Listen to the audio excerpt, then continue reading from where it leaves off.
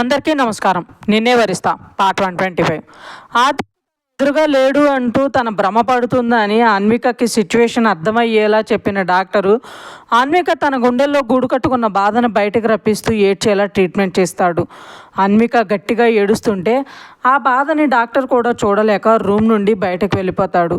మయూర్ గారు పరుగున అన్విక దగ్గరకు వెళ్ళి తనని పొదవ పట్టుకుని, చిట్టి తల్లి ప్లీజ్ రా, ఏడవకు, నీకు నీ బిడ్డ తోడుగా ఉన్నాడు, వాడిని తన తండ్రికి పరిచయం చెయ్యాలి అంటే నువ్వు ధైర్యంగా ఉంటూ ఆరోగ్యంగా ఉంటేనే కదరా వాడు భూమి మీదకి వచ్చేది అంటూ ఓదారుస్తుంటే అన్విక వాళ్ళ అమ్మని పట్టుకుని ఏడుస్తూ, ఆది జాగ్రత్తగా ఉంటాడా మామ్, తిరిగి నా దగ్గరకు వచ్చేస్తాడా, తన బేబీ నా కడుపులో పెరుగుతుంది అన్న విషయం తనకు తెలుస్తుందా అంటూ అడుగుతుంటే మయూర్ గారికి ఏం చెప్పాలో అర్థం కాక మౌనంగా రోధిస్తుంటే భాస్కర్ గారు అన్వికని చేరి, నీ బిడ్డ భూమి మీద పడే లోపు నీ ఆది ఎక్కడున్నా తీసుకొచ్చి నీ ముందు నిలబెట్టే బాధ్యత నాది తల్లి అంటారు అన్వికని గుండెలు కదుముకుంటూ. కూతురు పడే బాధని చూడలేక అలా అని అన్వికని ఇంకా బాధకు గురి చేసేలా వాళ్ళ గుండెల్లో గూడు కట్టుకున్న బాధని బయటకు పంపేలా ఏడవలేక మనసులోనే కుమిలిపోతూ ఉంటారు భాస్కర్ గారు, మయూరి గారు. అలా ఒక 2 రోజులు ఏడుస్తూనే గడిపేసిన అన్వికకి బేబీ గురించి చెప్పి బలవంతంగా తినిపిస్తూ వస్తారు మయూరి గారు.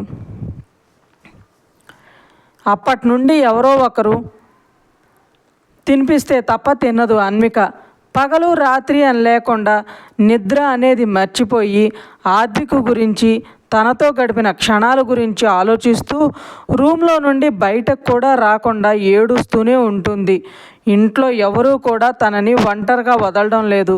భాస్కర్ గారు ఉంటే ఆయన, లేదంటే మయూర్ గారు, లేదంటే రమ, ఇలా ఎవరో ఒకరు తనకి తినిపిస్తూ కంటికి రెప్పలా చూసుకుంటుంటారు. తనను అలా చూసి భాస్కర్ గారు బాధపడుతూనే ఆద్విక గురించి తెలుసుకునే ప్రయత్నాలు ముమ్మరంగా మొదలు పెడతారు. ఇండియాలో ఉన్న ప్రతి రాష్ట్రాన్ని వదలకుండా అందరి చేత వెతికిస్తూ ఉంటారు. ఇది ఇలా ఉంటే కళ్యాణి గారు ఆద్వికను తీసుకుని ఎక్కడికి వెళ్ళిపోయారు, అలా ఎవరికీ తెలియకుండా ఎందుకు వెళ్ళిపోయారో ఎంత ఆలోచించినా అర్థం కాదు భాస్కర్ గారికి.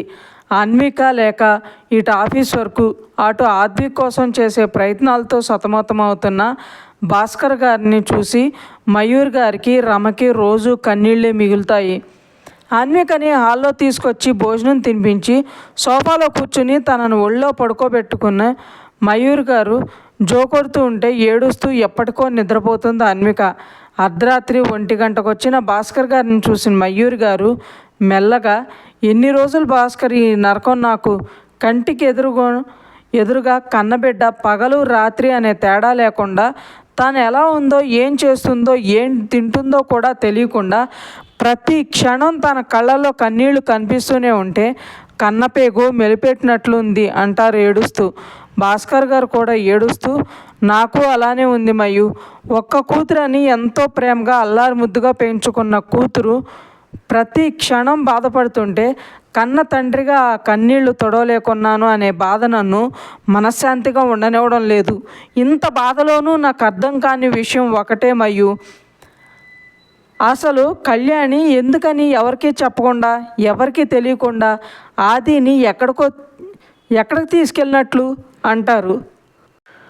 కళ్యాణి అలా చేసిందంటే ఆది ప్రాణానికి ఏమైనా అపాయం ఉందేమో భాస్కర్ అంటారు మయూర్ గారు.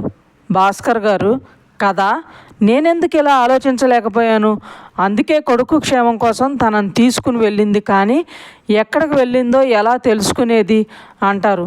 భాస్కర్, మీరు ఎంత ఖర్చైనా పర్వాలేదని ఇండియాలో అన్ని స్టేట్స్ ఆది కోసం వెతికిస్తున్నా ఇంతవరకు ఎవరు ఏమీ చెప్పలేదు అంటే ఆది ఎక్కడా దొరకలేదనేగా, అంటే అర్థం ఆది ఇండియాలో లేడేమో అంటారు మయూర్ గారు.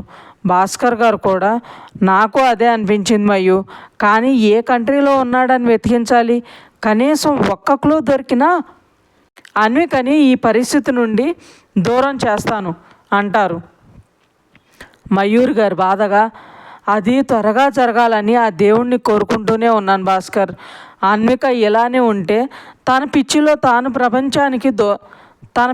తాను ఉంటుంది, ప్రపంచానికి దూరంగా ఉంటుంది భాస్కర్. తనను కొంచెం నార్మల్ చేయాలి అంటే అన్వికని ప్లేస్ చేంజ్ కోసం ఎక్కడికైనా తీసుకెళ్తే బాగుంటుంది అనుకుంటున్నా అంటారు. భాస్కర్ గారు వెంటనే, నువ్వు అన్విక రామ నెదర్లాండ్స్ వెళ్ళండి మయ్యు, అక్కడ మనం పెట్టబోతున్న కొత్త కంపెనీ ఇనాగ్రేషన్ ఉంది, అక్కడే తన ఫ్రెండ్స్ కూడా ఉన్నారు కదా, కొంచెం చేంజ్ వస్తుందేమో అంటారు. మయూర్ గారు అలాగే భాస్కర్ అని, త్వరగా ఏర్పాట్లు చూడండి, నేను రమకి చెప్తాను అంటారు. భాస్కర్ గారు సరే అని అన్విక తల నిమిరి ఆయన రూమ్లోకి వెళ్ళిపోతారు. శ్రీనిక నిద్రలేచేసరికి శివాంశు పక్కనుండడు. టైం చూస్తే మార్నింగ్ 11 గంటలు.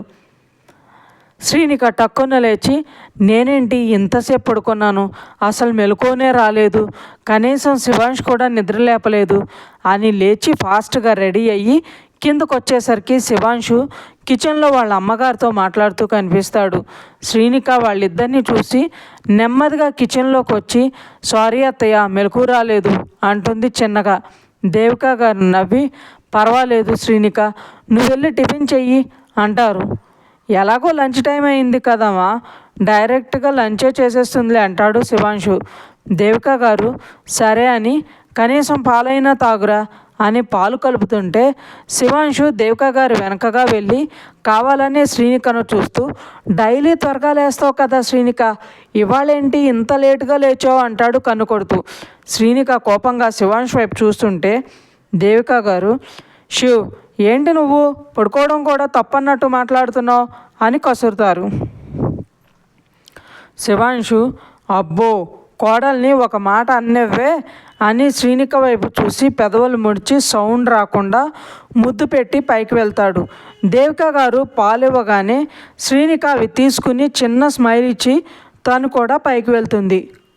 శ్రీనిక పైకి రావడం చూసిన శివాంశు తను లోపలికి రాగానే తనకి దగ్గరగా వెళ్ళి నవ్వుతూ, నైట్ తీసుకుని రావాల్సిన పాల గ్లాసు ఇప్పుడు తెచ్చావా జాను, సరేలే ఇవ్వు ఇప్పుడు యూజ్ అవుతాయి కానీ అంటూ గ్లాస్ తీసుకుంటుంటే శ్రీనిక కోపంగా వెనక్కి అడిగేసి పాలన్నీ తాగేసి శివాంశ్ చేతిలో గ్లాస్ విసురుగా పెట్టేసి వెళ్ళి బెడ్ మీద కూర్చుంటుంది. శివాంశు, మేడం గారు చాలా కోపంగా ఉన్నారే అని వెళ్ళి తన పక్కన కూర్చోగానే శ్రీనిక పైకి లేచి వెళ్ళబోతుంటే శివాంశు తన మీదకి లాక్కొని ఒళ్ళో కూర్చోబెట్టుకుని గట్టిగా పట్టుకుంటూ, ఏదో సరదాగా చేశానురా, దానికే ఇంత కోపమా అంటూ మెడ మీద తన పెదవులతో రాస్తుంటే శ్రీనిక, అవునా, మరి నేను కూడా చెప్పనా, మీ అబ్బాయి నైట్ 10 మొదలుపెట్టి మార్నింగ్ 6 వరకు అస్సలు నిద్ర కూడా పోనివ్వకుండా జాగారం చేయించాడని అంటుంది. శివాంశు నవ్వుతూ, అలాంటి బెడ్రూమ్ సీక్రెట్స్ బయటకు చెప్పకూడదు జాను అంటూ ముద్దు పెడుతుంటే శ్రీనిక ముద్దు పెట్టనివ్వకుండా మొహం అటు ఇటు తిప్పుతుంటే శివాంశు తన భుజం మీద చిన్నగా కొరికి, నైట్ ఎఫెక్ట్ ఇంకా పోలేదు జాను అందుకని అని రాగం తీస్తుంటే శ్రీనిక కోపంగా, చంపేస్తా నిన్ను, నైట్ నిద్రపోనివ్వకుండా చేయడమే కాకుండా మార్నింగ్ నీతో పాటు నన్ను నిద్ర లేపలేదు, అంతేనా, మళ్ళీ అత్తయ్య దగ్గర కావాలనే నన్ను ఇరికించాలని ట్రై చేసావు, ఇన్ని చేసి మళ్ళీ కావాలంటావా అంటుంది కోపంగా. నైటు నా వల్ల బాగా టైర్డ్ అయ్యావని లేపలేదు జాను, అమ్మకి ఆల్రెడీ చెప్పాను, తనకి హెడేక్గా ఉంది అందుకే లేవలేదు అని, జస్ట్ ఏమంటావో చూద్దామని అలా చెప్పాను అంటాడు శివాంశు. ఏదైతే ఏమి, కావాలనే చేసావుగా అంటుంది మూతి ముడుస్తూ. శివాంశు, నువ్వు అలా బొంగమూతి పెట్టకు జాను, నన్ను నేను కంట్రోల్ చేసుకోలేను అంటూ తనని బెడ్ మీద తోసి తన మీద పడతాడు. శివ్ ప్లీజ్, నా వల్ల కాదు అంటుంది శ్రీనిక. నా వల్ల కూడా కాదు జాను, పెళ్ళయ్యాక ఒకసారి పెళ్ళం దగ్గర అయ్యాక ఈ ఏజ్లో అస్సలు అవ్వదు అంటూ తన మీద ముద్దుల వర్షం కురిపిస్తుంటే శ్రీనిక కూడా ఆ ప్రేమకి కరిగిపోతుంది. 1 గంట తర్వాత శివాంశు శ్రీనిక భుజం చుట్టూ చెయ్యి వేసి ఇంకో చెయ్యి తన మొహం మీద ఉన్న జుట్టును వెనక్కి నెడుతూ, లవ్ యూ జాను, నీకు నా మీద ఎంత ప్రేమ ఉందో నీ చేతల్లో తెలుస్తుంటే అస్సలు ఆగలేకపోతున్నారా అంటాడు. శ్రీనిక శివాంశు వైపు ప్రేమగా చూస్తూ, ఆగమని ఎవరన్నారు, ఈ జాను ఎప్పటికీ నీదే అంటుంది. నిన్ను చాలా ఇబ్బంది పెడుతున్నా కదా అంటాడు శివాంశు. శ్రీనిక అని నేను అన్నానా? ఇప్పుడే కిందకి వచ్చి ఒక అరగంట కూడా అక్కడ లేకుండా అత్తయ్యకి హెల్ప్ చేయకుండా రూమ్లో ఉంటే బాగుండదు కదా అని వద్దు అన్నాను. అంతేకాని నీ వల్ల నాకు కష్టమయ్యి కాదు. అయినా భర్తను సంతోషపెట్టడంలో కష్టమేముంటుంది శివ్? నాకు బాగా లేదు అంటే నువ్వు మాత్రం నన్ను కోరుకుంటావా? లేదుగా. నాకు ఇష్టం లేదు అంటే బలవంతంగా సొంతం చేసుకుంటావా? అలా చేయలేవు కదా. భార్యాభర్తల మధ్య బంధం అనేది అలానే ఉంటుంది. భర్త కోసం భార్య, భార్య కోసం భర్త వాళ్ళ ఇష్టాలని మార్చుకుంటారు. ఒకరికొకరు అన్నట్లు ఉంటూ ఒకరిని ఒకరు అర్థం చేసుకుంటారు కాబట్టే ఇంకా కొన్ని కాపురాలు విడాకుల వరకు వెళ్ళడం లేదు అంటుంది. శివాంశు అంటుంటే, శివ్ ఒకసారి అమ్మ దగ్గరికి వెళ్ళిరానా? నాన్నను కూడా ఈ మధ్య చూడలేదు కదా అంటుంది. ఈవినింగ్ తీసుకెళ్తాను జాను అంటాడు శివాంశు. నైటు అక్కడే ఉండి మార్నింగ్ రానా అంటూ శివాంశు ఏమంటాడో అని ఓరగా చూస్తుంది. నీ ఇష్టం జాను, 2 days ఉండొస్తావా? మొన్న 2 రోజులు కూడా ఉండనివ్వకుండా నువ్వు అలా వెళ్ళగానే ఇలా తీసుకుని వచ్చేసాను కదా అంటాడు శివాంశు. వేదు యూకే వెళ్తున్నాడు అనే కదా మనం వచ్చింది. ఆ తర్వాత ఫ్లైట్ క్రాష్ అవ్వడం, అత్తయ్యకి బాగా లేకపోవడం, వేదు సేఫ్ అని తెలిసే వరకు టెన్షన్. వేద అలా వెళ్ళగానే మన్వితను కూడా వెనకే పంపడానికి ప్లాన్ చేసావు కాబట్టే ఇక్కడ ఉండాల్సి వచ్చింది. అంతేకాని నువ్వేమీ కావాలని పిలుచుకుని రాలేదు కదా శివ్ అంటుంది శ్రీనిక. అందుకే ఒక 2 days అక్కడే ఉండిరా జాను. అత్తయ్య కూడా హ్యాపీ ఫీల్ అవుతారు. ముందే మామయ్య కూడా ఈ మధ్య ఇంట్లో సరిగా ఉండడం లేదన్నావు కదా అంటాడు శివాంశు. వెళ్తాను కానీ అక్కడే ఉండను, నైట్కి వచ్చేస్తాను. అయినా నేను అక్కడే ఉంటే ఇక్కడ మా ఆయన ఒక్కడే ఉండిపోడు అంటుంది శ్రీనిక నవ్వుతూ. నా గురించి ఆలోచించి నువ్వు అత్తయ్యకి దూరంగా ఉండకు జాను. తనని హ్యాపీగా ఉంచాలని ఎంత ఆరాటపడుతుంటావో నాకు తెలీదా అంటాడు శివాంశు ప్రేమగా. నీ గురించి నాకు తెలీదా శివ్? నువ్వు కూడా నా గురించి ఆలోచించేగా ఇలా చెప్తున్నావు. నాన్న ఊరి నుండి వచ్చేసారని అమ్మ చెప్పింది. ఇప్పట్లో ఎక్కడికి వెళ్ళను అని చెప్పారంట శివ్. అందుకే నేను వచ్చేస్తాను అన్నాను. అమ్మ గురించి ఎలా ఆలోచిస్తానో అలానే నీ గురించి కూడా ఆలోచించాల్సిన బాధ్యత నాదేగా అంటుంది. నీ ఇష్టం జాను, నీకెలా చెయ్యాలి అనిపిస్తే అలా చెయ్యి, సరేనా అంటాడు శివాంశు. ఈవినింగ్ 5కి అమ్మ దగ్గరకు వదిలేసి నైట్ 9కి వచ్చి పికప్ చేసుకో అంటుంది శ్రీనిక. శివాంశు నవ్వి సరే జాను నీ ఇష్టం అని నుదుటి మీద ముద్దు పెట్టి బాడీ పెయిన్స్ ఏమీ లేవుగా అంటాడు ప్రేమగా. శ్రీనిక నవ్వుతూ మా అయింది మరీ అంత మోటు నాటు సరసం కాదులే అంటుంది శివాంశు బొగ్గ కొరుకుతూ. శివాంశు నవ్వుతూ అయితే నాలోని ఇంకొక యాంగిల్ కూడా చూపించాలి అయితే అని నవ్వుతూ చూస్తుంటే శ్రీనిక సిగ్గుగా లవ్ యూ శివ్ అని తనని హగ్ చేసుకుని అలానే పడుకుంటుంది. మధుర గారు చతుర్తో మాట్లాడి హితేష్ దగ్గరకు వెళ్తారు. హితేష్ ఆవిడని చూసి అయ్యాయా నీ ముచ్చట్లు ఆ అమ్మాయితో అంటాడు చిరాకుగా. రేయ్ అంత చిరాకెందుకురా నీకు, చిన్నపిల్లరా తను అంటారు మధుర గారు. చాలే ఊరుకోమా, అది చిన్నపిల్ల ఏంటి, ఇక్కడికి వచ్చాక అందరూ ఇలానే తయారవుతారేమో. తెలుగు వచ్చినా రానట్టు మాట్లాడటం, ఇలా వేషాలు వేయడం అని హితేష్ అంటుంటే మయూర్ గారు కోపంగా హితూ ఆపే, ఇంకా ఆడపిల్లల గురించి తప్పుగా మాట్లాడేవంటే కొట్టేస్తా. నువ్వు అన్నట్లు కొందరు అమ్మాయిలు అలా ఉండొచ్చు కానీ అందరూ అలానే ఉండరు. చతుర అలాంటి అమ్మాయి అస్సలు కాదు అంటారు. హితేష్ అసహనంగా మా ప్లీజ్ ఇక్కడ సమాజ సేవ మొదలు పెట్టకు, ఇదేమీ ఇండియా కాదు, ఎవరు ఎవరిని ఎలా యూజ్ చేసుకుంటారో కూడా తెలీదు. తన వల్ల మనకు ప్రాబ్లం రాకూడదు అంటే తనకి ఎంత వీలైతే అంత దూరంగా ఉండు అనేసి వెళ్ళిపోతాడు. మధుర గారు వెళ్తున్న హితేష్ని చూసి మొండోడు, ఒక్కసారి దేనికైనా ఫిక్స్ అయ్యాడంటే అస్సలు వినడు. వీలైనంత త్వరగా వీడు ముక్కుకు తాడు వేయాలి, లేదంటే చాలా కష్టం అని నిట్టూర్చి హితేష్ వెనక్కి వెళ్తారు. చతుర తన ఫ్రెండ్ వాళ్ళ అక్క నివేదిత దగ్గరకు వెళ్ళి, అక్క నువ్వు ఇక్కడున్నావా, ఎంత భయపడ్డానో తెలుసా అంటూ దగ్గరకు వెళ్ళగానే నివేదిత పక్కన ఉన్న తన బాయ్ ఫ్రెండ్ చతురను చూసి